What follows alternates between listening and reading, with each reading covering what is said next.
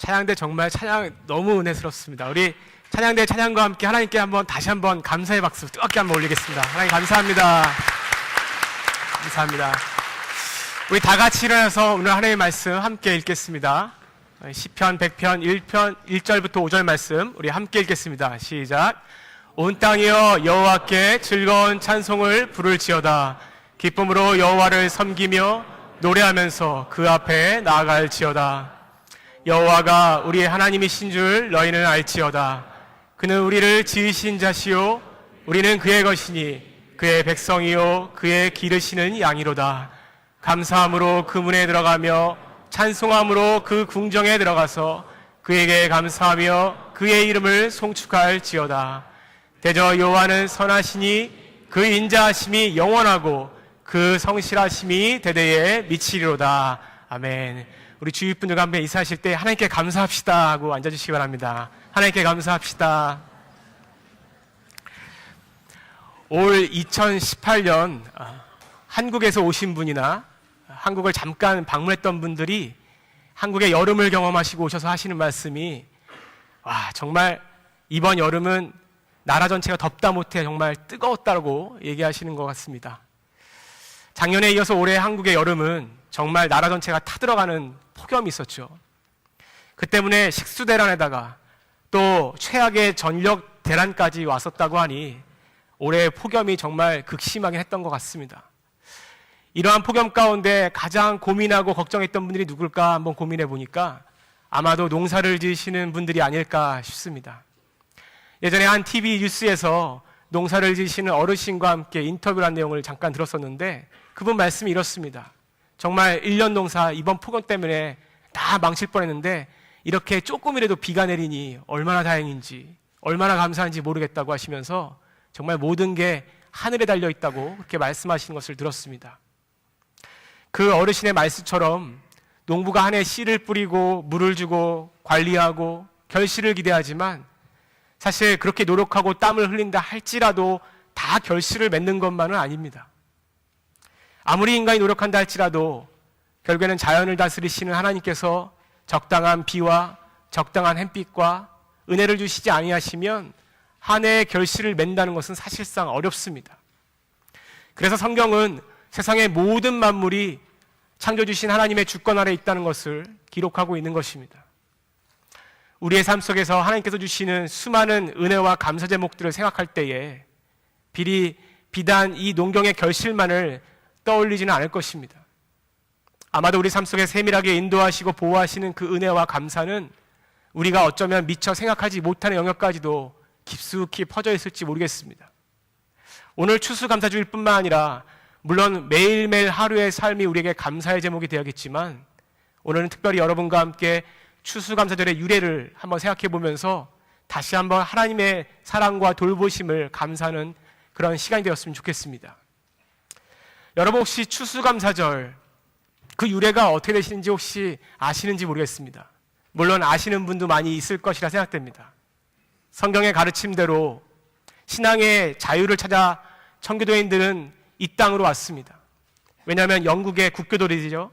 영국의 카톨릭들이 영국의 청교도인들이 신앙을 자유롭게 하는 것을 성경대로 하는 것을 허락지 않았기 때문에 그렇습니다.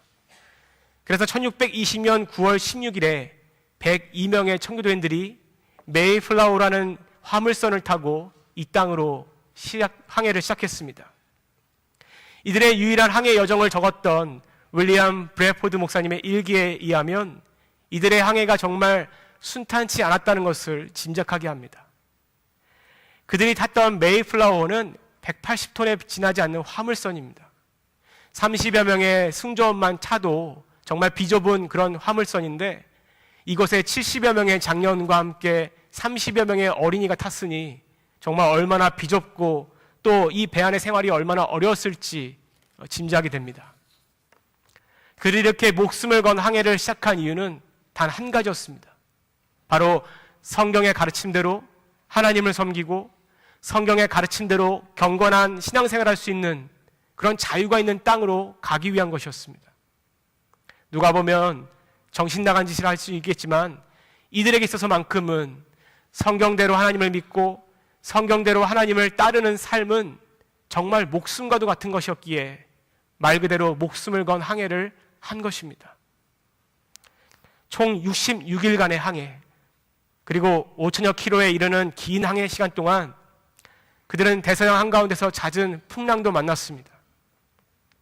거센 파도와 추위 가운데 사람들은 배 위에서 부들부들 떨어야 했습니다. 배를 나무로 만든 목선이기 때문에 마음대로 갑판에서 배를 불을 지필 수도 없었습니다. 이 추위와 질병에 걸려 도중에 결국 2명이 목숨을 잃는 일이 발생합니다. 사람들이 파도에 휩쓸려 빠지기도 하고, 그런 사람들을 다시 건져 올려 살리기도 하고, 질병에 시달리고 추위에 시달리고 굶주림에 시달려 했습니다. 한 번은 기록을 보니 큰 폭풍을 만나 큰 돛이 불었다고 기록합니다. 그러나 그들은 오히려 하나님 앞에 배가 파손되지 않은 것을 감사했습니다. 자신들의 생명을 붙드시는 하나님께서 그들과 함께 하심을 믿고 오히려 감사 찬송을 드렸다고 일기에 기록합니다. 그들은 하나님을 원망하지 않았습니다.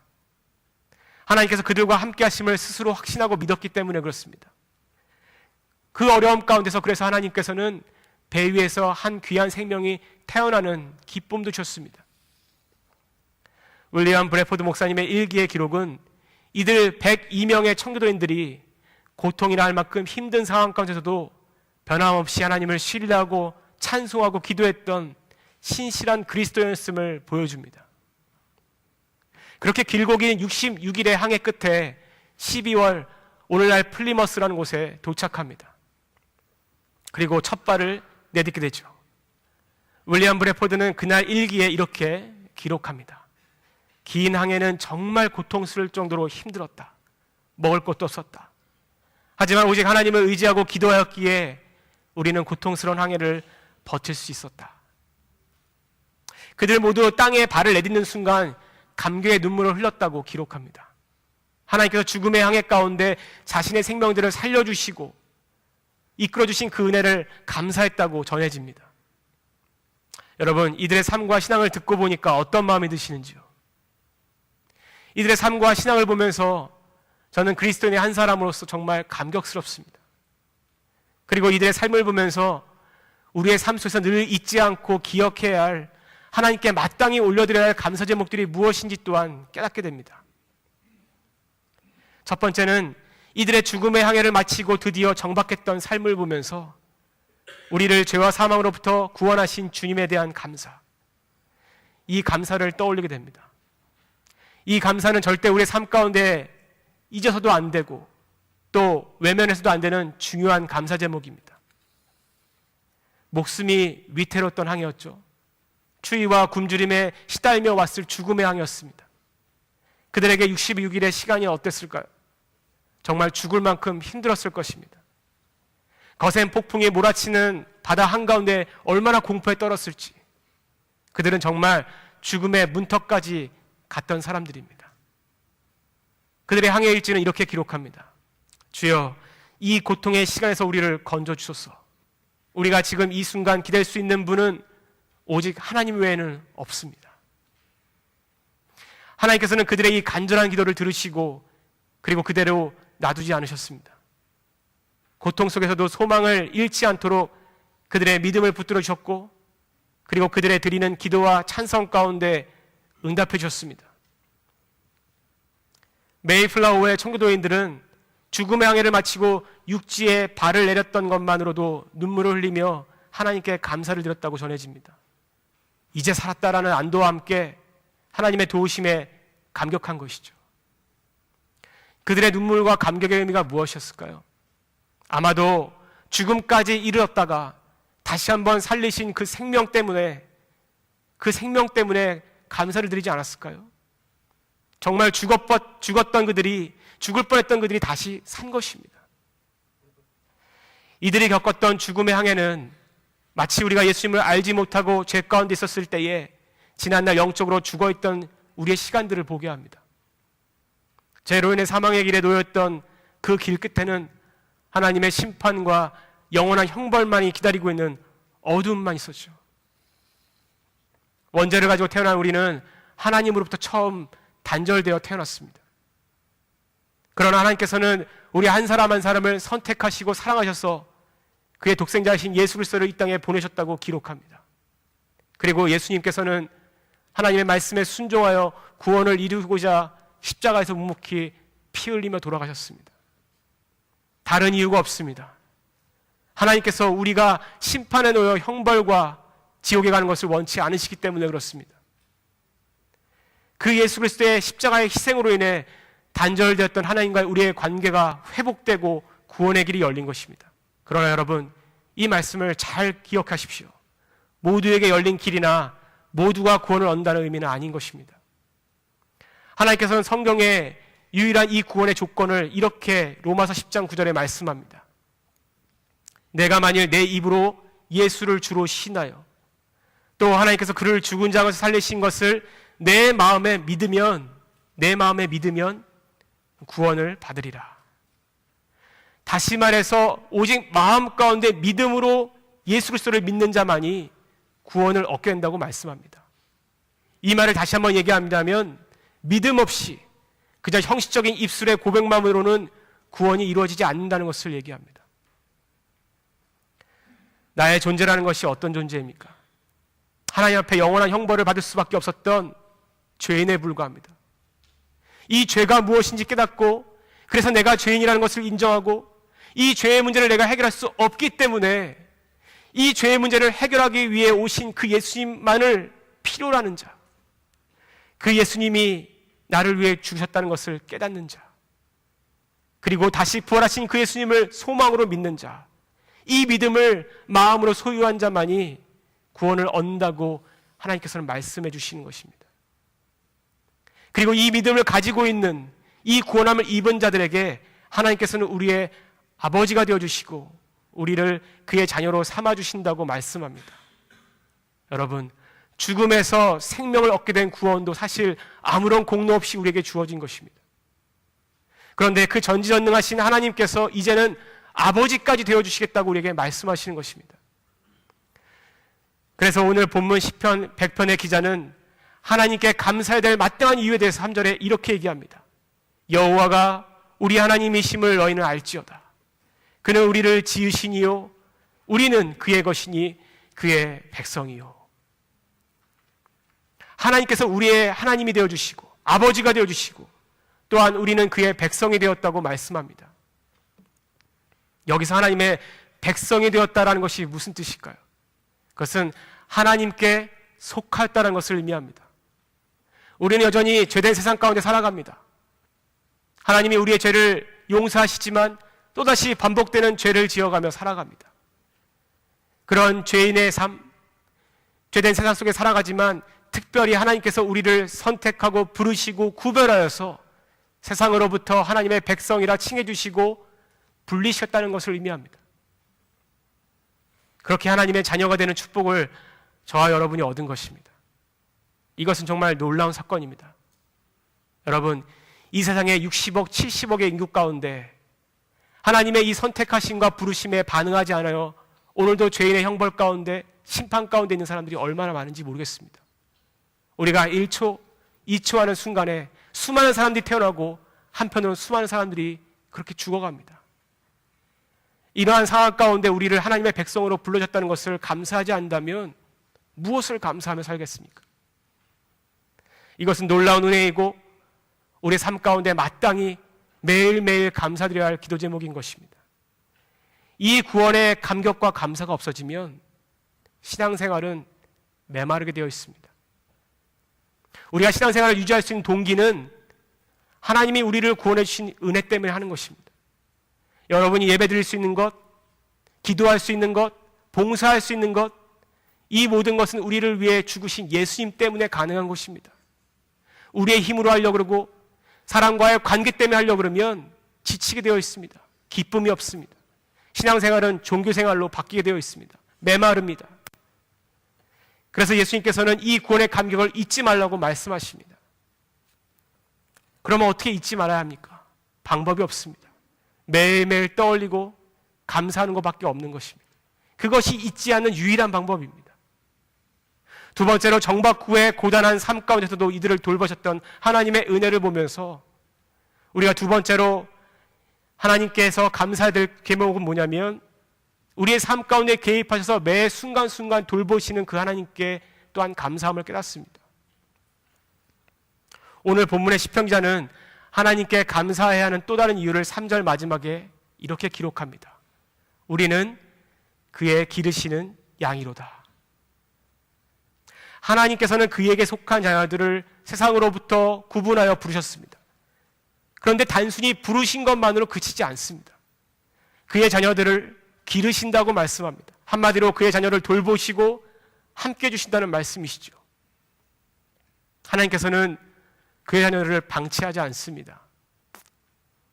이 땅에 사는 동안 그 자녀의 삶을 이끌어주시고 또한 동시에 순간순간 매 순간순간 돕는 은혜를 주신다고 히브리서에 기록합니다. 우리가 마땅히 하나님께 감사해야 할 이유가 바로 이것인 것이죠. 66일의 항해를 마치고 플리머스에 내린 청교도인들은 또 다른 어려움에 직면해야 했습니다. 바로 그 해 겨울에 유난히 추웠던 추위입니다. 극심했던 추위가 몰려왔던 것이죠. 그들에게는 먹을 식량도 없었습니다. 마땅히 머물 만한 집도 장소도 이미 구축되지 않은 상태였습니다. 모진 한파로 사람들이 감기로, 그래서 폐렴, 그렇게 알아가고 죽어갔습니다. 하루에 1명, 오늘은 2명, 내일은 3명, 그렇게 40여 명이 넘는 사람이 그의 세상을 떠났습니다. 브래포드 목사는 이런 당시 상황과 마음을 일기에 이렇게 기록합니다. 많은 사람이 죽어갔습니다. 그러나 하나님께서 이 고통의 순간에도 여전히 우리와 함께 하심은 믿습니다. 우리는 자랑스러운 하나님의 사람들입니다. 우리는 병들고 많이 약해진 상태이지만 오히려 하나님을 의지하며 앞으로 나아갈 수밖에 없습니다. 하나님께서는 그의 자녀가 고통에 있는 걸 원치 않으십니다. 때로는 우리의 삶 가운데 고뇌도 오고 문제도 오고 고통의 시간도 분명히 있습니다. 그것이 하나님을 찾게 하시려는 하나님의 의도가 있고 연단이라 할지라도 그래도 하나님께서는 우리가 마음 가운데 어려워하고 힘들어하고 슬퍼하는 걸 원치 않으십니다. 당시 청교도인들에게는 극심한 식량난과 겨울 추위로 인해 많은 사람이 영양실조가 걸리고 괴혈증, 폐혈증으로 목숨을 잃어갔습니다. 브래포트 목사님의 일기에 의하면 이때 당시에 건강하게 움직일 수 있는 사람이 10명 남짓 됐다고 기록합니다. 그런데 이 10명 남짓 된 사람들이 질병으로 고통받고 힘들어하는 이들을 돌보며 하루하루 연명해 갔던 것입니다. 그들의 일지를 읽다 보면 얼마나 상황이 절박하고 척박하고 피폐한 삶인지를 짐작케 합니다. 가져온 식량도 거의 다 바닥났습니다. 영국에서 가져온 씨앗들을 땅에 심어보지만 토양이 맞지 않고 환경이 맞지 않았는지 싹도 틔울 수 없었다고 기록합니다. 수확은커녕 그냥 실패라는 말이 맞는 것이죠. 이로 인해 식량난은 더욱더 심각했다고 기록합니다. 그러나 이럴 때일수록 하나님께 그들은 더더욱 부르짖어 기도합니다. 하나님께서 자신들을 이곳까지 돌봐주셨으니 절대로 버리시지 않는다는 확신이 있었기 때문에 그 신뢰와 믿음만큼은 간직하고 있었던 것이죠. 그런 신뢰와 믿음이 있었기 때문에 하나님께서는 역사해 주셨습니다. 그들이 생각지도 못한 방법으로 그들을 돌보셨던 것이죠. 바로 그 주위에 거주하고 있던 인디언 원주민의 도움을 통해서 말이죠. 브래포트 목사님은 당시 이 일의 상황과 하나님의 도우심을 그래서 이렇게 기록합니다. 어려움 가운데 있었습니다. 그러나 우리는 하나님께서 이곳에 보내주신 이유를 기억하며 하루하루를 하나님께 기도하며 살았습니다. 그리고 하나님께 도움을 구했습니다. 그런데 정말 놀라운 일이 일어났습니다. 인디언 몇 명이 우리에게 찾아와 웰컴 이렇게 얘기하며 그들이 우리에게 식량을 나눠주는 것이었습니다. 실제로 사모셋이란 이름을 가진 인디언이 그들을 향해 웰컴이라고 말했다고 기록합니다. 이듬해 청교도인들은 이 신데렉 원주민 부족 중에 한 부족이었던 완파누아국 인디언 부족과 초기에 평화조약을 맺고 이들의 배려와 도움으로 옥수수 재배법을 배우게 됩니다. 이 인디언들은 수백 년 내지는 수천 년 동안 이곳에 거주하면서 이 땅의 환경과 농경에 익숙해 있던 토착민이었죠. 이들 스스로 재배할 수 있는 자신들만의 경작 기술을 가지고 있던 사람들이었습니다.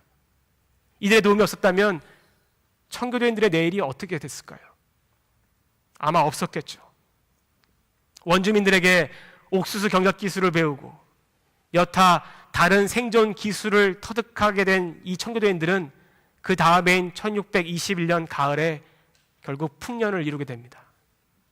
이것을 계기로 그들은 정착지에서 승량난을 해결하고 토기에 어느 정도 해결할 수 있는 삶의 기반을 다질 수 있었습니다.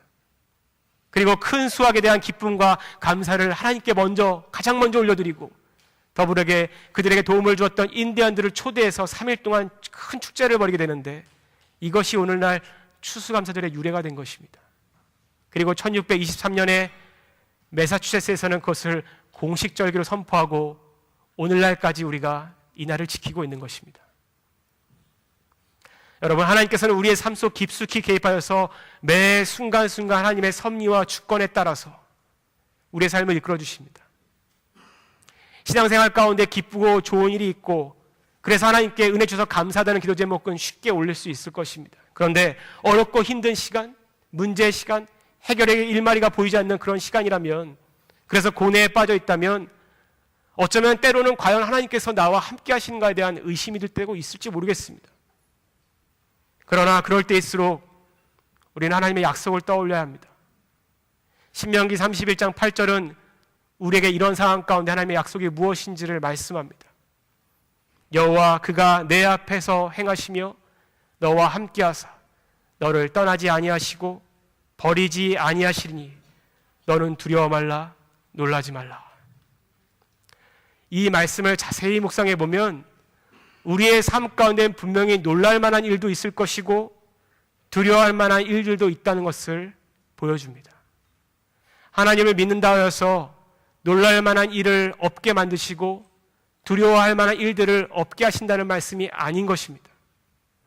하나님의 말씀을 보면 하나님을 믿고 살아간다 할지라도 우리에겐 분명히 두려워할 만한 일도 오고 놀랄 만한 일도 오지만 그 가운데서 하나님께서는 놀라지 말고 두려워하지 말라고 내가 너와 함께 하겠다고 말씀하시는 것입니다.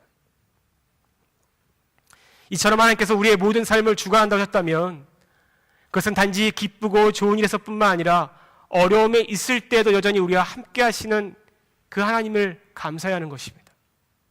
그것을 시편의 기자는 하나님께서 우리를 기르시는 분이시기 때문이다 라고 이유를 설명하는 것이죠.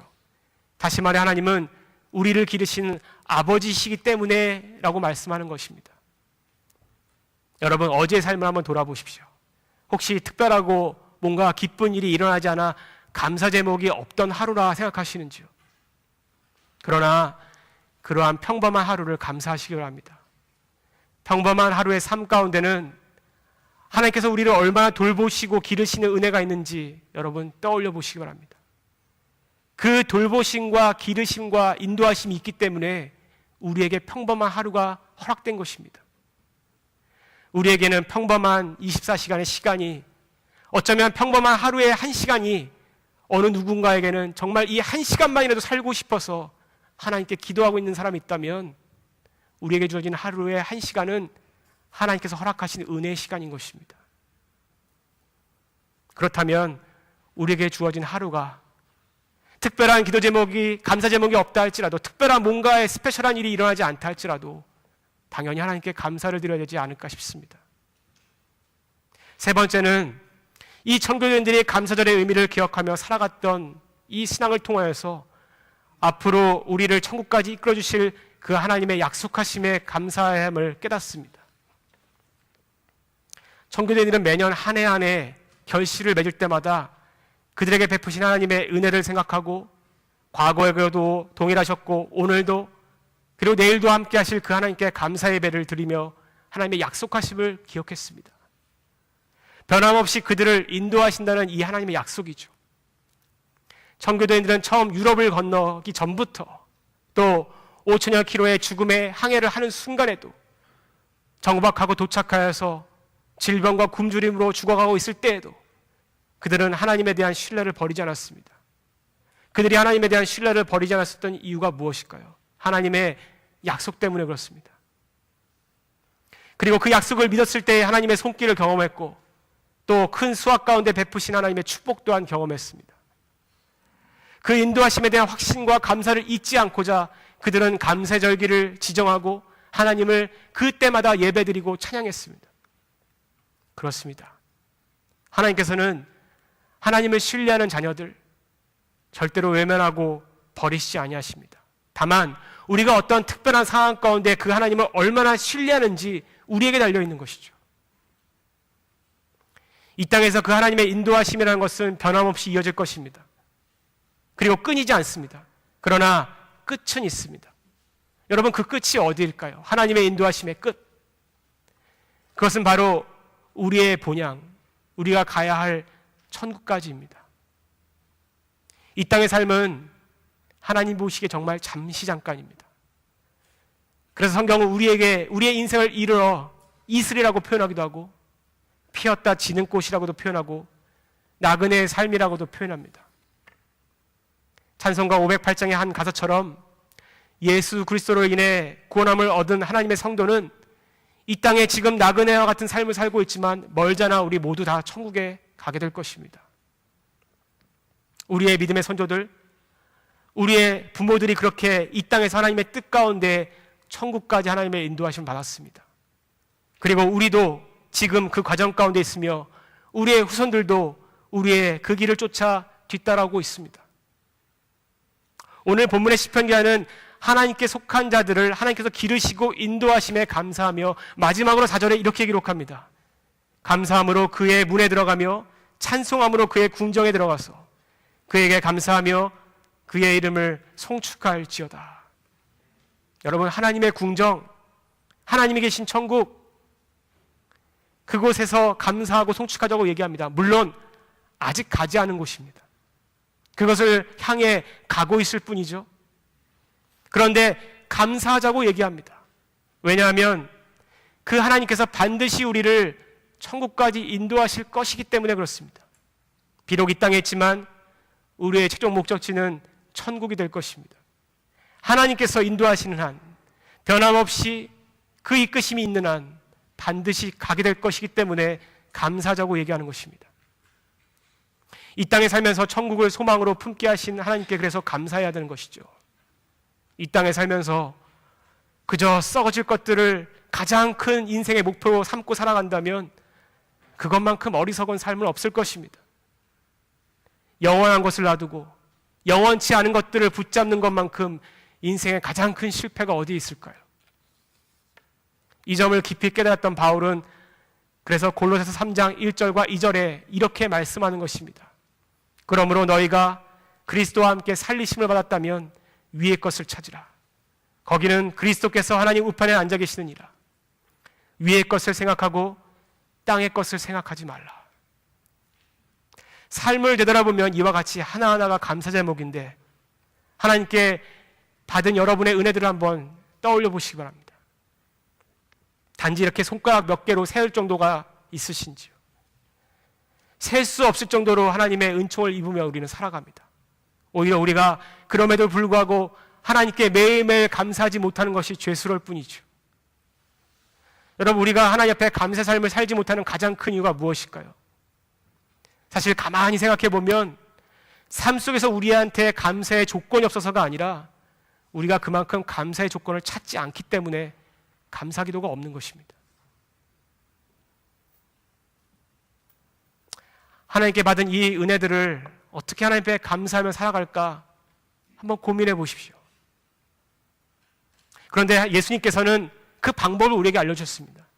바로 요한복음 17장 4절에 이 땅에 살아가면서 하나님께 감사할 수 있는 방법이 무엇인지를 정확하게 알려주신 것이죠. 예수님께서 이렇게 말씀하셨습니다. 아버지께서 내게 하라고 주신 일을 내가 이루어 아버지를 이 세상에서 영화롭게 하였사오니. 바로 이 땅에서 하나님이 우리에게 맡겨주신 일들을 감당하면서 하나님 앞에 영광을 돌리는 것이 하나님을 영화롭게 하고 감사를 돌리는 삶이라고 예수님께서 직접 말씀해 주신 것입니다. 여러분, 하나님을 영화롭게 한다 이렇게 얘기해 들으니까 마치 하나님께서 100%의 영광이 필요하시고 영화로움을 받으셔야 되는데 1%가 모자라서 여러분에게, 저와 여러분에게 1%의 영화로움을, 영광을 구하시는 것 같이 들릴지도 모르겠습니다. 그러나 하나님께서는 사실 우리가 하나님을 영화롭게 하지 않는다 할지라도 이미 충분히 만물로부터 영화로움을 받으시는 분이십니다. 영광을 받으시는 분이십니다. 그깟 1%가 모질라서 우리에게 영광의 삶을, 감사의 삶을 요구하시는 것이 아닙니다. 다만 하나님께서는 우리가 자녀로서 하나님 앞에 영광을 돌리는 삶을 보시기를 원하시는 것입니다. 하나님께서 맡기신 사명들을 감당하며 사는 것, 그것이 하나님을 영화롭게 하는 것, 이 땅에서 아버지 하나님께 영화롭게 하는 삶이라고 예수님이 말씀해 주셨습니다. 그럼 우리에게 맡기신 사명이 무엇입니까? 여러분이 하도 많이 들은, 너무 많이 잘 알고 있는 말씀입니다. 바로 예수님의 그 복음의 소식들을 전하는 일이죠. 그리고 하나님의 말씀대로 빛과 소금의 역할을 이 땅에서 감당하는 것입니다. 그 순종의 길 가운데 있을 때 하나님을 영화롭게 할 수 있는 것이고 하나님께 감사를 드릴 수 있는 것입니다. 받은 은혜들을 생각하면서 단지 입술로, 마음으로만 고백할 것이 아니라 감사의 마음이 있다면 하나님 앞에 당연히 이제는 헌신의 삶을 드려야 하는 것입니다. 그리고 받은 은혜를 또한 주위에 모르는 이웃들에게 알리고 나누어야 하는 것입니다. 그것이 자녀된 하나님의 백성의 삶이 되어야 하는 것입니다. 오늘 감사주일을 맞아 우리의 마음과 생각을 좀 새롭게 하는 그런 주일이 되었으면 좋겠습니다. 늘 마음 가운데 우리를 위해 피 흘리시고 돌아가신 예수님의 은혜를 기억했으면 좋겠습니다. 그 보혈로 인해 저 여러분 이 자리에 있는 것입니다. 값없이 은혜를 베푸신 그 하나님의 은혜를 그래서 감사하며 살아야 하는 것입니다. 더불어 그 하나님의 은혜는 오늘 이 시간에도 그리고 우리의 삶 속에서도 끊임없이 베풀어지고 있다는 것을 또한 감사해야 합니다. 하나님께서는 늘 우리에게 함께 해주신다고 약속하셨습니다. 비록 삶 속에서 어려움이 있다 할지라도 이 하나님의 약속하심은 변함없이 지켜집니다. 그 말씀을 의지하고 믿고 살아야 합니다. 왜냐하면 하나님께서 우리를 이끄시는 그 인도하심의 종착지가 이 땅이 아니기 때문에 그렇습니다. 구원을 얻은 그의 자녀들이 갈 곳이 어디입니까? 그의 자녀들이 살 곳이 어디입니까? 이 땅이 아니라 천국인 것입니다. 하나님께서는 저와 여러분을 그 천국까지 이끄실 때까지 끊임없는 보호와 인도하심을 하실 것입니다. 그러므로 저와 여러분은 이미 천국을 소유한 사람이 되는 것입니다. 비록 이 땅에 육신의 몸을 입고 살아가지만 천국을 소망으로 품게 하신, 그래서 그 하나님께 감사해야 하는 것이죠. 여러분, 오늘날 추수감사절을 한번 돌아보십시오. 그 의미가 하나님의 돌보심과 베푸신 은혜에 대한 감사임에도 불구하고 이제는 많이 퇴색되어져서 사람을 위한 가족의 휴일같이 보내는 날이 되어버리고 말았습니다. 그러나 분명한 사실은 400여 년 전에 이 땅에 정착한 청교도인들은 그 고통의 삶 가운데서도 그들을 외면하지 않고 돌보셨던 그 하나님께 감사하기 위해 이 날을 지정했다는 것을 잊지 마시기 바랍니다. 이들의 신앙을 본받아서 우리 또한 베푸신 삶 가운데 하나님의 은혜들을 떠올리면서 이제는 입술의 고백만이 아니라 이 땅에서 하나님께서 말씀하신 것들을 순종하고 지키면서 하나님을 영화롭게 해야 되지 않을까 싶습니다.